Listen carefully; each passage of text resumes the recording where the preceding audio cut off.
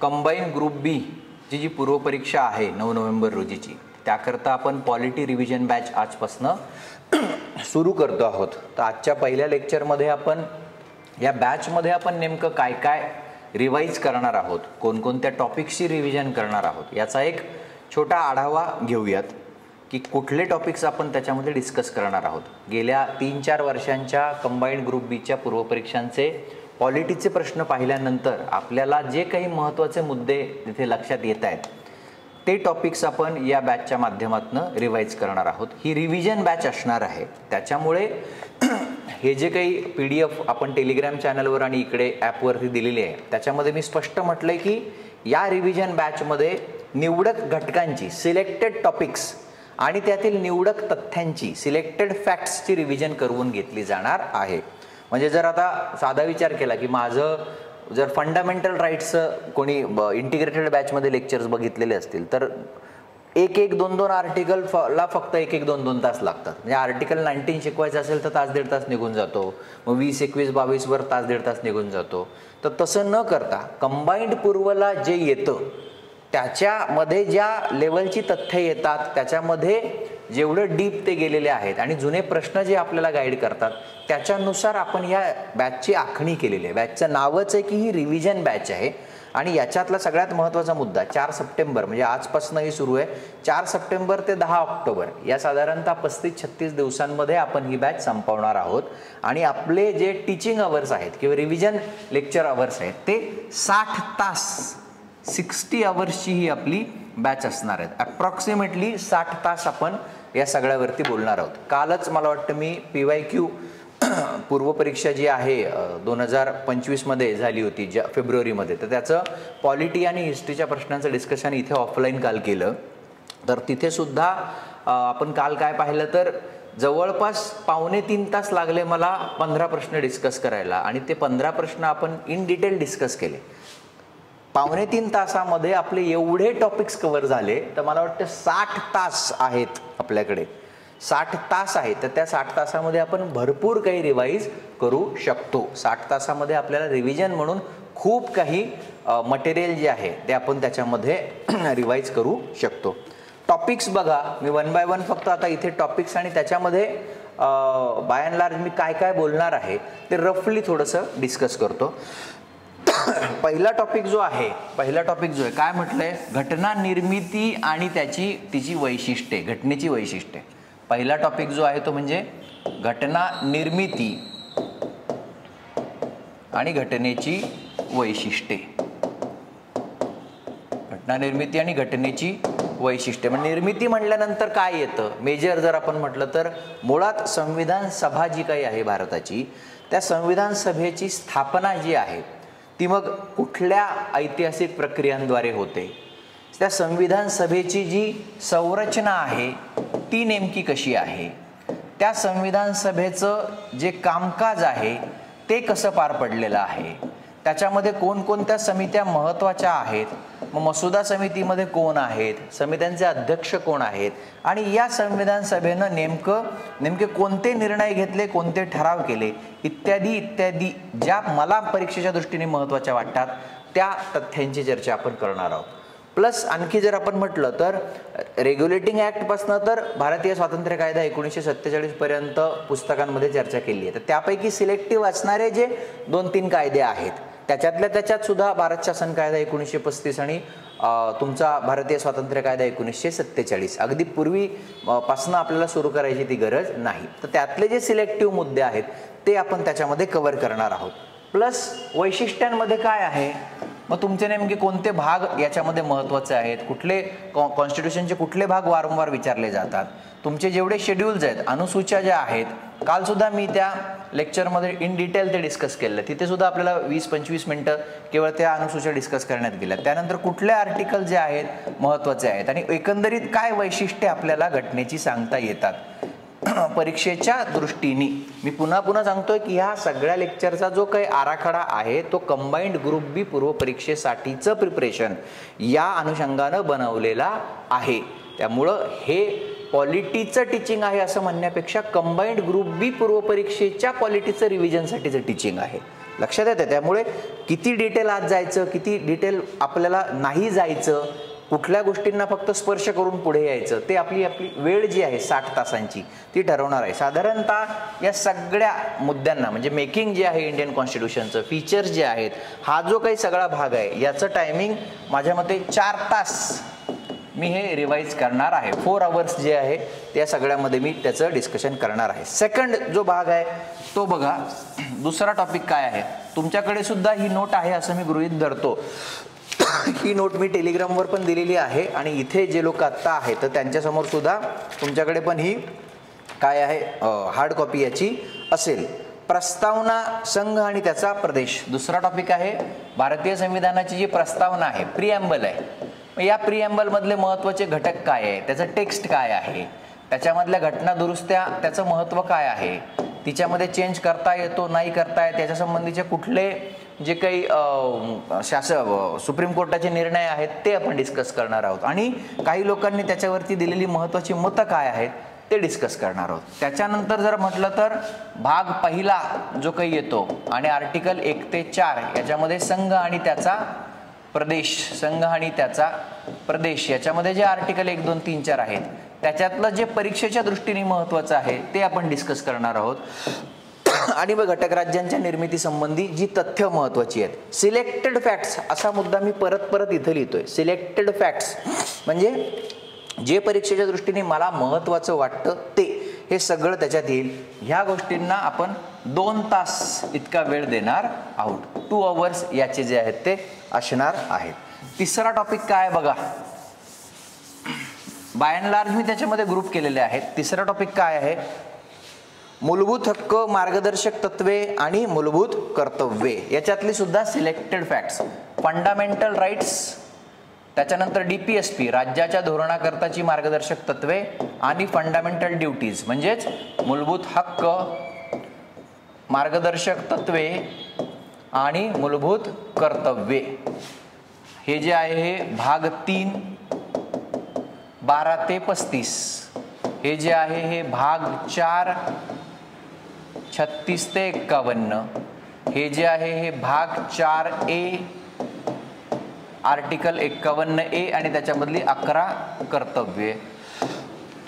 तर इथं सुद्धा आपण काय करणार आहोत, तर जे मला महत्त्वाचं वाटतंय, विशेषतः फॅक्ट म्हणून जे महत्त्वाचं वाटतंय फंडामेंटल राईटच्या बाबतीत आर्टिकल्सवर त्यांनी जास्त जोर दिलाय की तुम्ही आर्टिकल सांगा आणि त्याच्या तरतुदी सांगा. जास्त डीप राज्यसेवेसारखं ते फार काही गेलेले नाही आहेत. 1-2-3 आर्टिकल आहेत त्याच्यामध्ये ते डीप जाऊन काही ना काही विचारतात. DPSP मध्ये कुठल्या घटना दुरुस्त्यांनी कुठली मार्गदर्शक तत्व ॲड झाली आहेत, त्याच्यानंतर DPSPचं मूळ टेक्स्ट काय म्हणजे आर्टिकल 36 काय, 37 काय, 38 काय, 39 काय, या सगळ्यावर आपण ज्या फॅक्ट्स आहेत त्या बोलणार आहोत. आणि मूलभूत कर्तव्यांमध्ये तर कुठल्या घटना दुरुस्तीने ॲड झाला आणि कुठली मूलभूत कर्तव्य आहेत आणि त्यासंबंधीची काही मतं जर मला आवश्यक वाटली तर ते मी डिस्कस करणार आहे. इथं 7 आवर्स 7 तास आपण हे 3 जे महत्त्वाचे घटक आहेत हे डिस्कस करणार आहोत. चौथा मुद्दा काय आहे बघा, चौथा मुद्दा काय आहे, घटना दुरुस्तीची प्रक्रिया, घटना दुरुस्ती, त्यानंतर केंद्र राज्य संबंध आणि त्यानंतर येतात त्या संबंधातले बसवण्यात आलेले आयोग, म्हणजे केंद्र राज्य संबंधाविषयीच्या घटनात्मक तरतुदी आणि मग त्या संबंधीचे आयोग. या सगळ्याचे डिस्कशन जे आहे ह्याला मी दिलेले आहेत 5 तास. आता हे आवर सुद्धा ठरवलेत की किती प्रश्न त्याच्यावरती आयोग विचारतं आणि कशा स्वरूपाचे विचारतं. म्हणजे आता घटना दुरुस्ती जी आहे तो ओव्हरऑल आर्टिकल 368 जी प्रक्रिया आहे ती आयोग विचारू शकतं किंवा विचारलेली आहे. त्याच्यामध्ये कुठल्या तरतुदी आहेत ते बघणं थोडंसं आपल्याला डिटेल 1 तास 1.5 तास त्याच्यावर घालवावं लागेल. केंद्र राज्य संबंधांच्या बाबतीत मग तुमचे लेजिस्लेटिव्ह रिलेशनशिप असतील, ॲडमिनिस्ट्रेटिव्ह रिलेशनशिप असतील, इतर काही फायनान्शियल काही संबंध असतील, त्याचे आर्टिकल्स काय आहेत आणि त्यातल्या महत्त्वाच्या तरतुदी कुठल्या आहेत, प्लस तुमचे सरकारी आयोग आहे, त्याचे सदस्य आहेत, त्याच्या रेकमेंडेशन आहेत, पुंची आयोग आहे, असे वेगवेगळे जे आयोग आहेत या सगळ्यांचं मिळून आपण 5 तास जे आहे ते डिस्कशन करणार आहोत. त्यानंतरचा महत्त्वाचा टॉपिक जो आहे तो मी घेतलाय 5वा, पंचायत राज. तुम्ही जर पाहिलं तर गेल्या 2 वर्षामध्ये 3 वर्षामध्ये 15 पैकी किंवा काय आपण म्हणूया 2-3 प्रश्न तर हमखास याच्यामध्ये आहेत. 1/5 जे वेटेज आहे ते पंचायत राजला दिलेलंच आहे. तर याच्यामध्ये मी पुन्हा तिथे लिहिलंय घटनात्मक तरतुदी आणि महाराष्ट्राच्या संदर्भात पंचायत राज, आणि इथे त्याचं ड्युरेशन दिलेलं आहे साधारणतः 4 तास. 4 तास भरपूर झाले, कारण परीक्षेच्या दृष्टीने आपल्याला जे महत्त्वाचं डिस्कस करायचं आहे किंवा रिवाईज करायचं आहे ते 4 तासामध्ये व्यवस्थित आपलं कव्हर होईल. म्हणजे याच्यात 73वी घटना दुरुस्ती जी येते तिथपर्यंत तुम्ही कोणकोणत्या समित्यांद्वारे येता याची आपण बेसिक चर्चा करणार आहोत.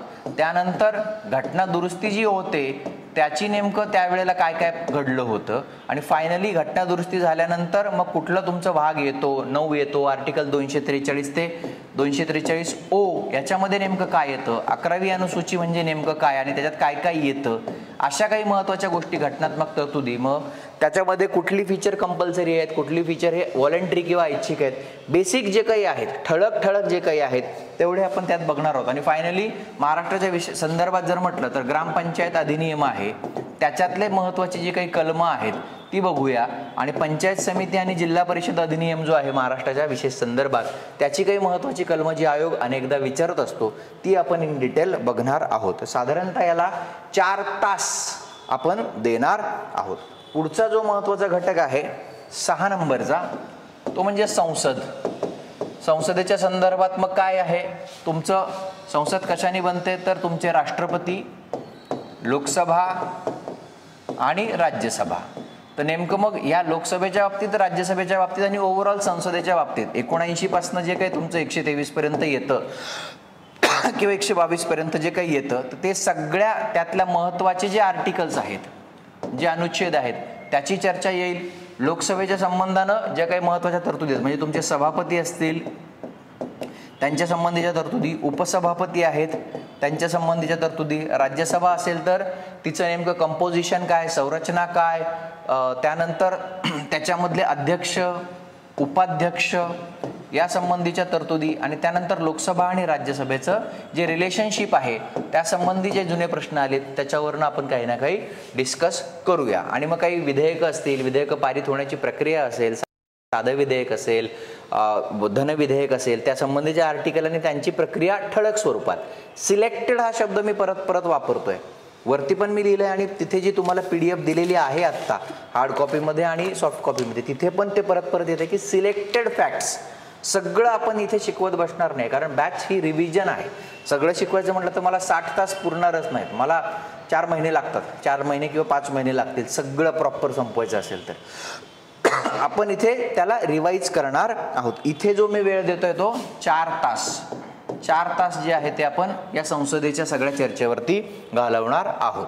नेक्स्ट पुढचं जर म्हटलं म्हणजे युनियन लेजिस्लेचर झालं, आणि आता तुमचं 7वं केंद्राचं कार्यकारी मंडळ म्हणजे युनियनचं एक्झिक्युटिव्ह. मग इथं परत आपण सगळी चर्चा करणार, राष्ट्रपती, उपराष्ट्रपती, त्याच्यानंतर तुमचे पंतप्रधान, त्याच्यानंतर तुमचं मंत्रिमंडळ, हे सगळं जे आहे, किंवा अगदी मग त्याच्यातच जोडूनच अटर्नी जनरलची चर्चा, पण तो मुद्दा मी पुढे घेतलाय भारताच्या महान्यायवाद्यांचा, त्यामुळे इथं तो मी घेतलेला नाही. याला मिळून आपण जवळपास 6 तास. नोटमध्ये मी ड्युरेशन पण दिलेलं आहे, या नोटमध्ये हे सगळं प्लस ड्युरेशन पण दिलंय. मग इथं आपण राष्ट्रपतींच्या संबंधानं म्हणजे आर्टिकल 52 ते 78 जे काही हा ग्रुप आहे, 52 मध्ये काय आहे, 53 मध्ये काय आहे, कुठल्या आर्टिकलमध्ये नेमकं काय म्हटलंय, कुठली आर्टिकल महत्त्वाची आहेत, हे सगळं आपण राष्ट्रपती, उपराष्ट्रपती, पंतप्रधान, मंत्रिमंडळ यावर जे विचारले जाणारे प्रश्न आहेत त्या संदर्भात ते डिस्कस करणार आहोत. इथं आपण 6 तास इतका वेळ जो आहे तो दिलेला आहे. नेक्स्ट जो आहे अर्थातच राज्याचं विधिमंडळ, topic number 8 state legislature. State legislature मी कालच्याच डिस्कशनमध्ये म्हटलो combine group B group C करता MPSCचा आवडता टॉपिक आहे स्टेट लेजिस्लेचर आणि स्टेट एक्झिक्युटिव्ह. घटक राज्यांचं विधिमंडळ आणि घटक राज्यांचं कार्यकारी मंडळ म्हणजे शासन, याच्यावरती सतत ते प्रश्न विचारत असतं. म्हणजे काय तुमचं 168 ते 212 हा जो काही ग्रुप आहे, किंवा मग जे काही येतं 154 वगैरे सारखे आर्टिकल आहेत, राज्यपाल आणि त्यांचं ते सगळे एक्झिक्युटिव्ह प्रमुख असणं, कालच्या डिस्कशनमध्ये मी डिटेलमध्ये त्यावर बोललेलो आहे.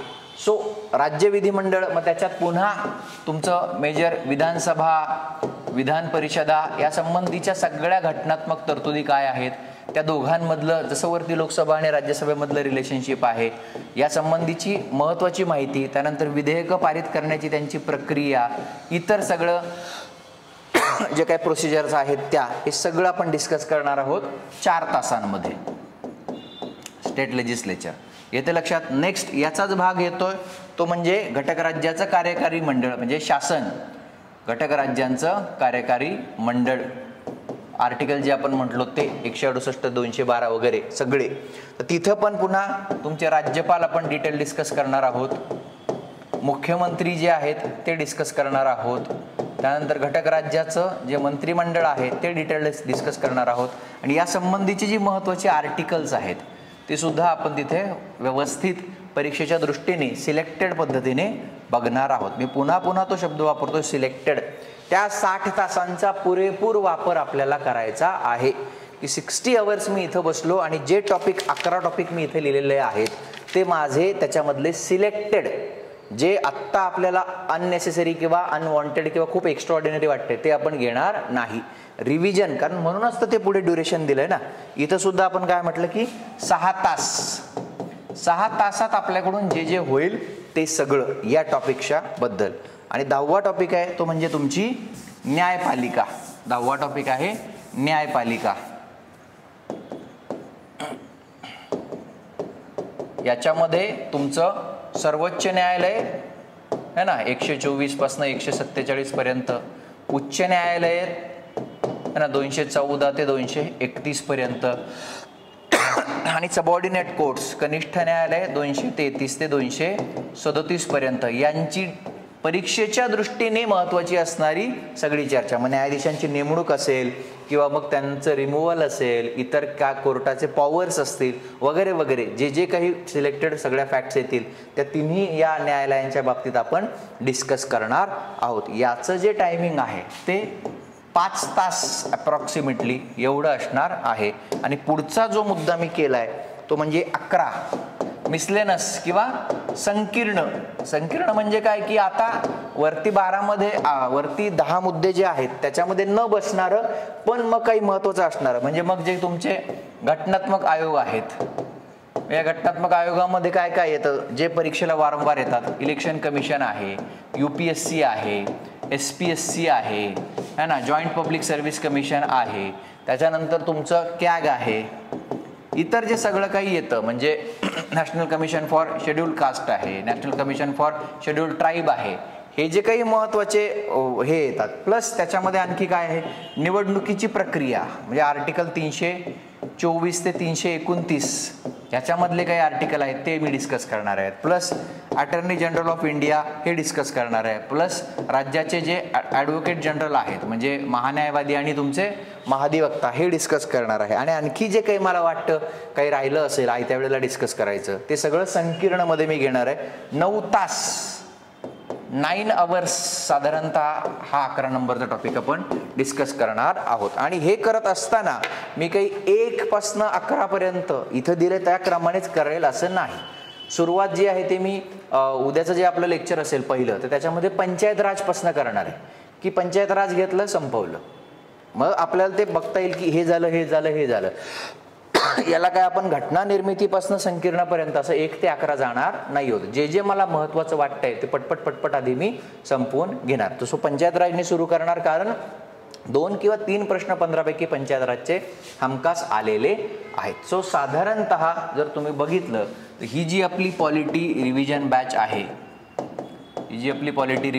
आहे, ही सुरू होणार आजपासनं 4 सप्टेंबर. आज आपण एक इंट्रोडक्टरी फक्त ते बोलतोय आणि ती 10 ऑक्टोबरला ते साधारणतः संपते, म्हणजे एक 35 दिवस 36 दिवस ती होणार आहे. आणि 60 आवर्स 60 तास म्हणजे टॉपिक मी तिकडे लिहून दिलेले आहेत, सिलेक्टेड जे आहेत टॉपिक्स आणि सिलेक्टेड माहिती, सिलेक्टेड फॅक्ट्स हे आपण त्याच्यामध्ये उजळणी त्यांची करून घेणार आहोत. इथे माझ्यासोबत ऑफलाईनला आणि ऑनलाईनला सुद्धा तुम्ही लिहिणार आहात. रादर मी लिहून घेणार आहे, तसं बसताच येणार नाही. म्हणजे काल ऑफलाईनला आलेल्या विद्यार्थ्यांना माहीत असेल की काल काय झालं इथे, की पेपर नसेल तर मी पेपर देतो तुम्हाला हातामध्ये, आणि पेनही नसेल तर पेनही आणून ठेवतो, तेही सांगा. पण इथं असं काहीतरी असं हाताची घडी घालून प्रवचन ऐकल्यासारखं हे सगळं होणार नाही. तुम्हाला ॲक्टिव्हली इन्व्हॉल्व करणं. टीचिंगचा अर्थ काय आहे? टीचिंगचा अर्थ म्हणजे मास्तरनं इथं यायचं, पेन ड्राईव्ह लावायचा, PPT बनवून DTP ऑपरेटरकडून आणायचा आणि काहीतरी मग इथं भरभरून लिहिलेलं आहे त्याच्यावर असं असं असं असं असं असं करत वाचायचं, म्हणजे टीचिंग नाही. आणि तुम्ही ते बघत बसायचं. याला शिक्षण म्हणत नाही. ह्याला दुसरं काहीही म्हणतील, याला मनोरंजन म्हणा, याला काहीही म्हणा, पण इथं PPT लावायची आणि इथं असं असं करायचं आणि परत त्यालाच गिरवायचं आणि तेच वाचून दाखवायचं, तर मग अशा रीडर्सची आपल्याला गरज नाही आहे. शिक्षक आणि शिक्षण हे जे काही आहे तर विद्यार्थ्यांचा त्या लर्निंगमध्ये ॲक्टिव्ह सहभाग, रिव्हिजन करणं, ते म्हणून घेणं, आर्टिकल्स पाठ करून घेणं, हा प्रकार जो काही आहे हे सगळं या रिव्हिजन बॅचमध्ये मला अपेक्षित आहे. म्हणजे बॅच जॉईन केली असता ह्या 60 तासांमध्ये तुम्ही ॲक्टिव्हली या सगळ्या गोष्टींमध्ये पार्टिसिपेट करणार आहात. ऑफलाईनला असाल तर, अर्थात ऑनलाईनला हे तुमचं किती डेडिकेशन आहे त्याच्यावर ते ठरेल, पण माझी अपेक्षा तरी अशी आहे की ते माझ्याबरोबर तुम्ही लिहावं, बोलावं, करावं आणि त्याच्या नोट्स ज्या आहेत त्या साईड बाय साईड तयार कराव्यात. लक्षात येतंय? सो हे 60 तासांची ती बॅच आहे. आज आपण फक्त इंट्रोडक्शन बघितलं की आपण कसे जाणार आहोत. साधारणतः 35 दिवस आपल्याकडे आहेत. गणपतीचं विसर्जन आहे 6 तारखेला, तर तो दिवस समजा गेला. असे एक 3-4 दिवस त्याच्यातले जातील असं धरूया, 35-36 दिवसातले, तर एक 32 दिवस आपल्या हातात येतात. तर सरासरी म्हणलं तर 1.5-2 तासाचं ॲव्हरेज आपलं एका दिवसाचं होऊ शकतं. एखाद्या दिवशी 3 तास होईल, एखाद्या दिवशी 4 तास होईल. म्हणजे टॉपिक एकदा तो घेतला की कदाचित संपेपर्यंत मी थांबणारच नाही. म्हणजे पंचायत राज आहे तर समजा तिथे किती म्हटलंय 4 तास आहे, तर 2-2 तासाचे 2 लेक्चर्स होतील. एखादा टॉपिक छोटा आहे 2 तासाचा, तो त्याच दिवशी संपून जाईल. एखादा टॉपिक जो आहे तो 6 तासाचा आहे, तर 3-3 मध्ये तो डिवाइड करू. सो बाय अँड लार्ज आपण ते 10 ऑक्टोबरला संपवणार. उद्यापासनं त्याचे लेक्चर जे आहे ते ॲक्च्युली टीचिंग आणि रिव्हिजन सुरू होईल. लक्षात येतं? तर याचे प्रवेश आपले सुरू झालेत. आणखी एक सूचना आम्हाला ऑफिसकडून आली की ह्या बॅचला प्रवेश घेणाऱ्या विद्यार्थ्यांना 8 सप्टेंबरपासून, म्हणजे आय थिंक सोमवारपासून, येत्या सोमवारपासून 8 सप्टेंबरपासून आपली सुभाष अकॅडमीची कंबाईंड ग्रुप बी पूर्वपरीक्षेची 8 कॉम्प्रिहेन्सिव्ह पेपरची टेस्ट सिरीज सुरू होते आहे. 8 पेपरची टेस्ट सिरीज 8 ऑक्टोबरपासून, आय थिंक 8 सप्टेंबरपासून ती आय थिंक शेवटचा पेपर 31 ऑक्टोबरला आहे.